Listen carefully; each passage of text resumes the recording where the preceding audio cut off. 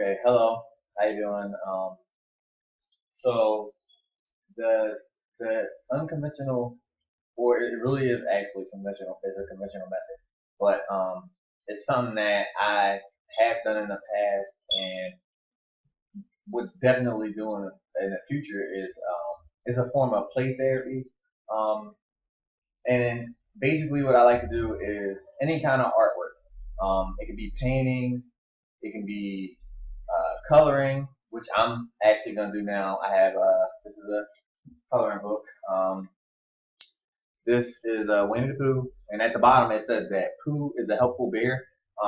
It's a little funny. Goes back to me and my nickname, which is why I chose this page. But there's actually part of the text and Perry that we've reviewed so far that actually states that he a therapist that gave his accounts actually practiced play therapy with a child that was, really kind of like shut off and closed off and didn't really communicate. And in this instance, he said that basically he he just picked up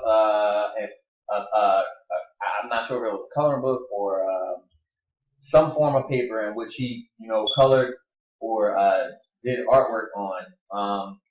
And eventually he said that the child had joined in, and so this method right here is kind of is less threatening.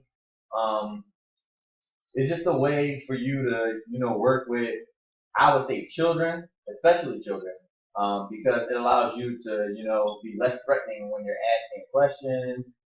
It actually encourages them to work with you. And in fact, I believe that when this happened, they had, I'm sorry, in a Perry text, I'm referring to the Perry text. When this had taken place, the child had a few sessions where they just kind of sat there and did their own work. Um, but again, like this kind of influences and encourages the children to be more um, participant. It's like it's really not threatening at all. And as you can see right here, this is my candle. It's called Tranquil. It's called Tranquil Island. I love this scent. Of course, I'm home, and this is a scent that I love. It's really calming and relaxing, especially after a long day of work. So it's an addition that I would add to doing this actual method of intervention or working with a client. The candle, the scent of the candle is kind of like relaxing and calming. In addition to that, I will also maybe have like the lights not really on, 100%, but like give them some kind of dimming so that it'll create a bit of a more relaxing environment. Um, but the idea is that again, this is like a non-threatening way to approach children.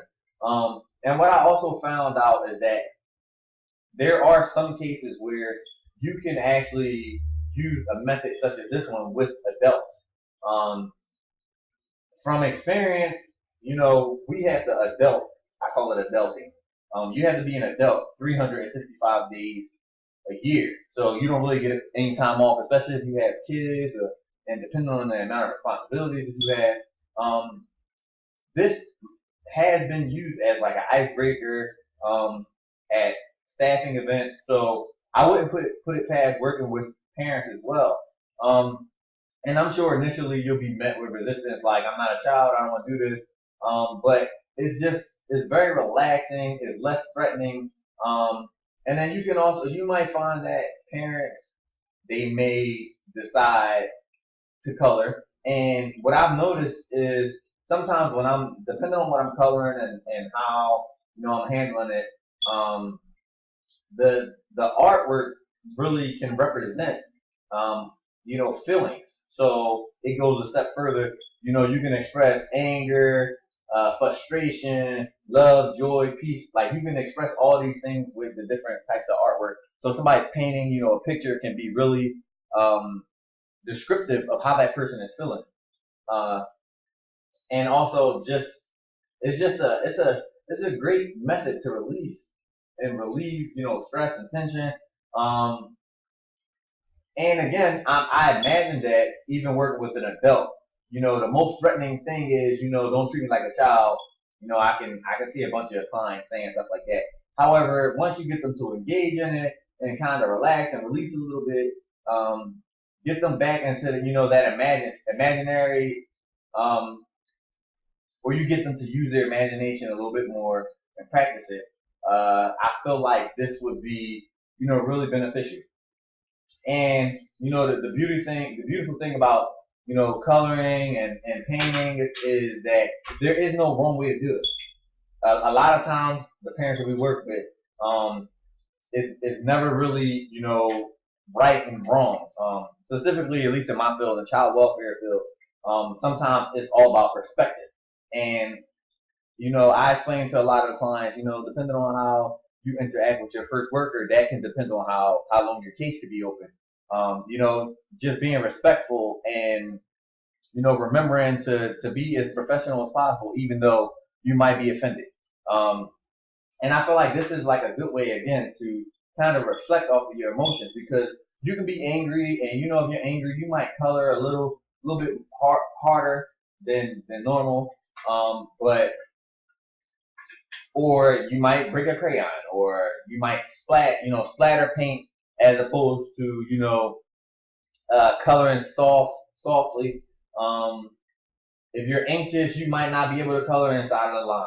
Um, it's just a bunch of different things that might take place and that can come from this. Um, but I find that play therapy, it can be really really helpful. I actually like to use it with my kids. If they get really hyperactive, I'm like, okay, well let's calm down. Let's draw a picture. Let's color something in together. Let's make a some form of something. Um, and for the most part, they usually like to participate. But um, I found that it makes it easier for them to speak to me. And sometimes they even remember things that they don't remember when I ask them directly, or if they're trying to use electronics or tablets and whatnot. But in short, my method is a form of play therapy, or maybe it's not considered play therapy, um, but definitely using art, some I'm sorry, scented candles, and just uh, inviting and relaxing environment. Um, I feel like it will be conducive to making the client feel comfortable, or more comfortable enough where they can relate to you. And I will say that what they work on, it will matter. So don't. I mean, this is silly, but like, I'm an Eagles fan. If you ask me to color in a Dallas Cowboys star, I'm sure that I'm looking at you sideways. So if like, when you are engaging with your clients and you find out the kind of things that they like, and then you find out like, oh, this person likes animals, or they like dogs, or they like cats, kind of give them something that would be inviting and just encouraging them to want to participate. You know, it'll I feel like this method is really helpful as far as just getting parents, children, definitely children, to open up and interact. And I just always feel like art is really powerful. And it's not limited to coloring or painting or anything like that. Sometimes it can be words. They might write poetry. They might want to rap. They might want to sing. Um, I love it all, but I'm not about to sing on a video or recite a poem on a video. It's just not for me right now. A little bit of my bashfulness, but I hope that you enjoyed my video, and I hope that it was insightful. Thank you for watching.